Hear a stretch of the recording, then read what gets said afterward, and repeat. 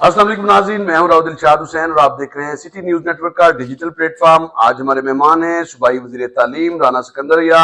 हर front पर नजर आते हैं, सियासी हो या सरकारी, हर फ्रंट पर पार्टी और हुकूमत को दिफा करते हुए पाए जाते हैं। इनकी वजारत है तालीम की और इनकी तालीम की वजारत के हवाले से इनसे बात करेंगे। बहुत शुक्रिया राना साहब। राना साहब, आज भी आप ये दावा करते हैं कि बहुत ज्यादा जो एनरोलमेंट है वो हुई है, जो आउटसोर्स का सिस्टम शुरू किया गया उससे बहुत सारे स्टूडेंट्स मुस्तफीद हुए, फिर एक्सीलेंस सेंटर्स से बहुत सारे स्टूडेंट्स हुए।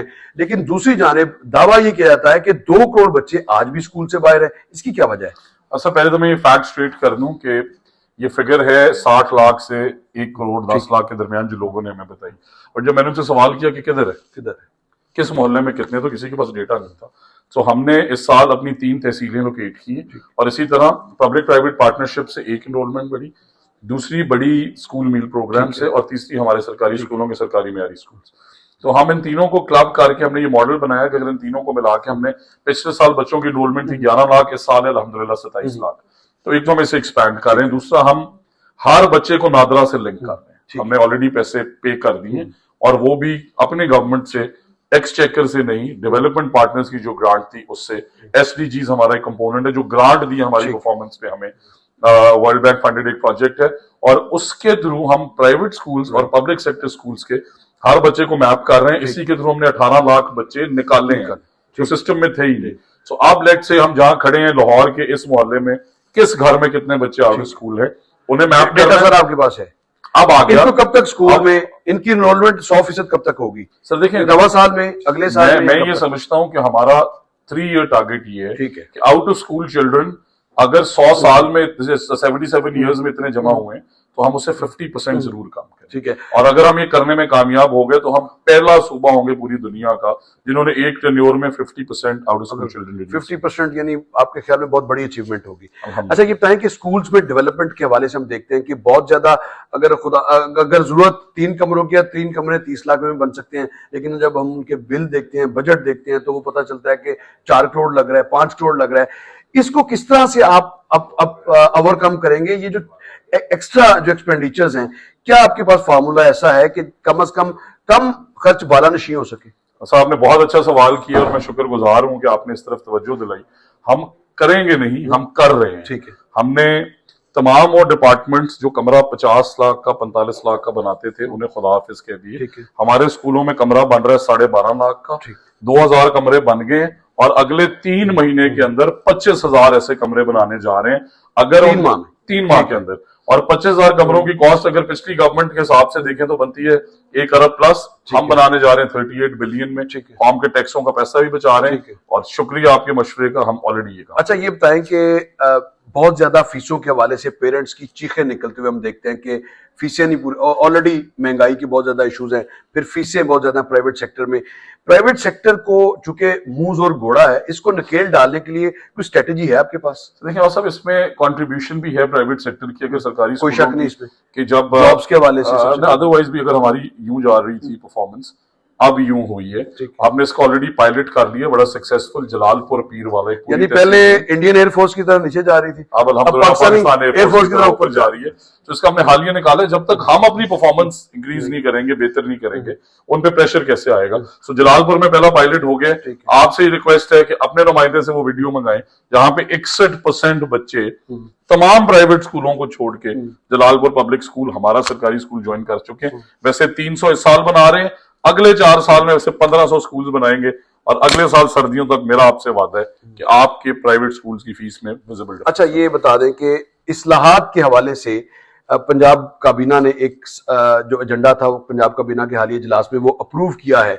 किस किस्म की इस्लाहात आएंगे कि हमारी जामियात का 350 दुनिया की जो जामियात है उनमें से कम हमारी को 1, 2, 4 हमारी जामियात भी हो? आपको बड़ी खुशी होनी चाहिए कि आज आपकी सरकारी यूनिवर्सिटी ऑफ सरगोधा लम से बेहतर रैंक कर रही है। आज अल्हम्दुलिल्लाह पंजाब यूनिवर्सिटी जो है वो, जिस तरह आपने कहा कि हम टॉप 300 तो एक टारगेट है, हमने 3 अपनी जामियात को IIT जिस तरह इंडिया में उस तर्ज पे जिसमें गवर्नमेंट कॉलेज यूनिवर्सिटी है, लाहौर कॉलेज वुमेन यूनिवर्सिटी और UET जो कि मल्टीपल कैंपसेस है, बहुत बड़ा इदारा है, इन 3 को हम इस साल लेके चल रहे हैं। और हमारा ना सिर्फ ये प्रोग्राम है कि आपने कहा कि टॉप 300 में पहले, बट इंशाल्लाह हम पाकिस्तान को और पंजाब को पहली यूनिवर्सिटी देके जाएंगे जो टॉप 100। सर, सरकारी स्कूल्स के हवाले से अगर बात की जाए तो पिछले 10 सालों में बहुत कम सरकारी स्कूल्स बने, एडिशन जरूर हुए कमरों के। सरकारी स्कूल्स बनाने के हवाले से जो सेंटर ऑफ एक्सीलेंस का प्रोजेक्ट है, क्या ये हर सूबाई हल्के में जाएगा या ये यूनियन काउंसिल तक रिफ्लेक्ट करेगा? इस पे गवर्नमेंट की क्या पॉलिसी है? सर, पहले मरले के अंदर हर तहसील में 2, ठीक है। दूसरे मरले के अंदर हर हल्के में 2, ठीक है। और तीसरे मरले के अंदर इंशाल्लाह हर यूनियन काउंसिल में 2। ये सेंटर ऑफ एक्सीलेंस, और इससे फायदा क्या होने जा रहा है? सर, फायदा ये होने जा रहा है कि जो महंगी फीस प्राइवेट सेक्टर आपसे लेता था, उस फीस को हमने देखा, कॉस्टिंग की, वो फीस पे कर रही है government of Punjab. Private partners हमारे हजारों हैं, किताबें फ्री, फीस फ्री और क्वालिटी प्राइवेट सेक्टर से बेहतर। एक साल पहले आपने दावा किया था कि जो प्राइवेट सेक्टर हैं, ये स्कूल्स या जामियात हैं, इनकी फीसें खुद ब खुद कम करेंगे। उन्होंने कम तो नहीं की, लेकिन और बढ़ी हैं।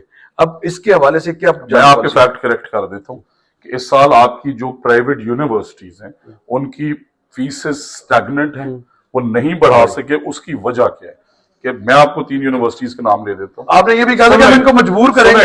मैं आपको बता रहा हूं, हमने मजबूर कर दिया। यूईटी में पिछले साल दाखिले 18,000, इस साल 37,000। ठीक है। यूनिवर्सिटी ऑफ कमालिया में 400% एनरोलमेंट इंक्रीज। इसी तरह home economics university, GCU Faisalabad, Sialkot, IUB Bahawalpur. But हम उससे भी आगे निकल गए। वो वादा हमने कैसे वफा की है? आप में से जिस पाकिस्तानी की बच्ची ने बैचलर करना है, उन हर स्कॉलरशिप से पूरी फीस अदा हो रही है।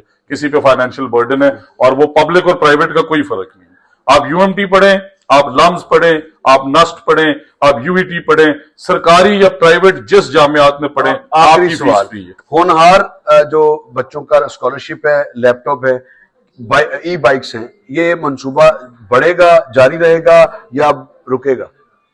पूरी तेजी से जारी रहेगा। ठीक है। लाखों में पहुंच गए एयरफोर्स की तरफ, और इंशाल्लाह जिस तरह आपने पहले कहा कि हमने उस वादे पे डिलीवर करना है, ये लाखों में नहीं, ये मिलियंस में। ठीक है जी, आपने गुफ्तगू सुनी राना सिकंदरियात की। उनका ये कहना है कि स्कॉलरशिप भी बढ़ेंगी, स्कूल्स भी नए बनेंगे, तहसील लेवल से सूबाई हल्कों और फिर यूनियन काउंसिल के लेवल में सेंटर ऑफ एक्सीलेंस, जबकि जो स्कॉलरशिप्स हैं उनको हर सूरत बढ़ाएंगे और पाकिस्तान की, पंजाब की ज्यादातर जामियात को टॉप रैंकिंग में लाएंगे। जिस तरह से सरगोदा यूनिवर्सिटी का तस्करा हुआ, इसी तरह से दीगर यूनिवर्सिटीज को भी इस लेवल पर ले जाया जा रहा है इस्लाहात के नतीजे में कि वो भी बढ़ेंगी। और प्राइवेट सेक्टर को हर सूरत में मजबूर किया जाएगा कि वो अपनी फीसें खुद कम करें, बजाय इसके कि उनको इन्फोर्स किया जाए, क्योंकि सरकारी तालीमी इदारों में तालीम का म्यार इस कदर बुलंद करने की के लिए कोशिशें हैं ताकि कम से कम रुझान जो है प्राइवेट सेक्टर की तरफ हो। इसके साथ ही मुझे दीजिएगा इजाजत, अल्लाह निगहबान।